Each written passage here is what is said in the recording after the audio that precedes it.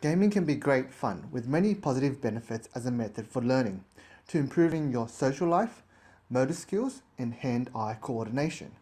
But it can also have some negative effects on your life if you keep relying on it as an escape from reality. Today I'm here to share with you my story of gaming addiction. I was 15 when I played my first multiplayer game, Age of Empires 2. Had a friend that introduced me to his group of friends that were playing this game. At the time, I was not enjoying school or any of my classes. I was constantly arguing with my mum about something she thought I should be doing, but I didn't want to do. I was only thinking of myself and not about my single mother who had to raise me and my sister all on her own since I was about 3. I started to spend much more time with his group of friends at net cafes playing Age of Empires after school, late at night. We would spend 2 to 3 hours a game easily. During that time, we were having so much fun, and the only issue in the world was defending my base or getting more resources. This went on for a few months, and I missed many days of school. After a few more months, the group disbanded and either moved overseas or to a different city, which didn't allow us to keep playing at net cafes.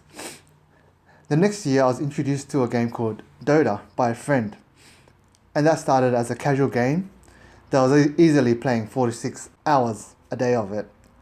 And not long after, I found out that my mum had a huge gambling problem, and she would come home either bawling her eyes out or yelling insults to me and my sister.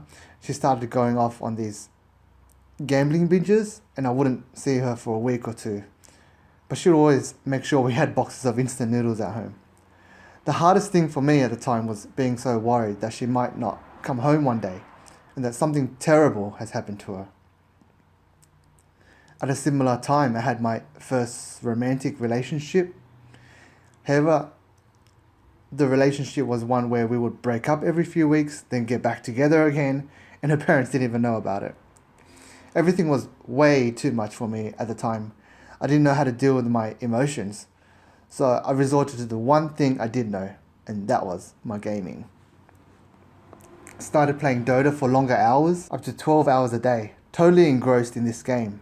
This was my escape, my refuge, my life.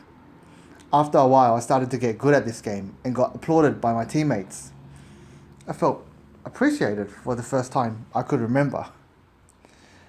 Fast forward a few years, and after moving out of home and moving back, I discovered WoW, short for World of Warcraft. Started to get really into this game, playing all night and parts of the day. Some days I would wake up and it was the first thing on my mind, and the first thing I would do. It's not go to the toilet or brush my teeth, but play World of Warcraft. It's something I was also thinking about, imagining, even when I wasn't playing. In my mind, I had an alter ego. I was living through my game character, killing enemies in the arena, like a gladiator. Have you ever been in that situation where you was living through your game, or you could say your life revolved around the game, but not the game around your life? After a few more months, I had to start the game again, and I lost interest because I had to start again. So I tried a different game that people were talking about, League of Legends. I was around 23 when I first played League of Legends, and I actually managed a work life and social life while playing it. I wasn't playing a lot of League to deal with personal issues, but it was more of a playing for fun and also a great social activity with friends. Some days we played and lost total track of time, and before we know it, it's 1 a.m. in the morning. Sometimes you can get so into the moment and the flow of the game that you do lose track of time. It was around 2 years later that I met this girl through my work. We clicked on so well and would spend more and more time talking and getting to know each other. And before you know it, we were in love, and that led to a relationship. She was exactly what I felt was missing in my life. However, she lived interstate. One of us had to move interstate to make the relationship work. So I decided I would take the chance and move for her and our future. Then after a few years, we started having more ups and downs and making some decisions without checking with each other. And our communication between each other started to deteriorate. After a few more years, I started to play more League of Legends at home and after work. And many days, she would see me gaming after she came home from work. One day, she came home and told me she can't do this anymore. I couldn't deal with my emotions after hearing what she said. I went back to gaming the next day, and she even wrote me a letter, which I did not respond to until she went on holidays, which was around a week later. During that holidays, she had time to think about things and realized I wasn't who she wanted in her life. She didn't want someone who was spending all their time on the gaming. So when she came back, she broke it off and told me I wasn't enough for her. It's been about 7 months now since she broke up with me. The pain doesn't come as often as it did when we first broke up. It's like these waves of pain that used to be constant, and now they are less frequent than they were. I have some good days now, and some days I still break down. Life can be hard, and I know what it's like. I don't know if you've gone through something similar or if you currently am, but it does get better. You need to believe it. Take some actions to talk to family, close friends.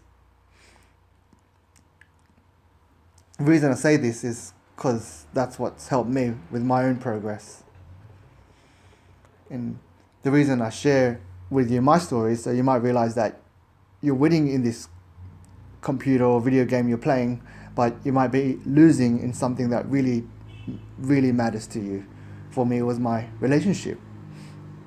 For you, might be your family, your job, your uni course, your chance to make it in a sports team, or your friendships. I wasn't putting enough time into the relationship, and instead putting more into gaming at a certain time in the relationship. I was running from my problems in my life at an early age. And if that's what you are doing, then it's something that you need to look at changing. I hope you can learn from my mistakes. This happened because I didn't know how to deal with my own emotions and no plan to deal with my unwanted emotions. I know life can be hard and it can hit you when you least expect and knock you out cold, but if we're going to get back up and make our lives better, then we need to face our challenges in life. If you're struggling in your relationship or your emotions like I have, your health or your grades or your finances or your job, then we've got to tackle it and work on it. So believe in yourself and face your struggles. Thank you so much for listening. If you like this video, please subscribe to this channel, and I appreciate if you can share how gaming has affected your life or the struggles that you're facing. Thank you.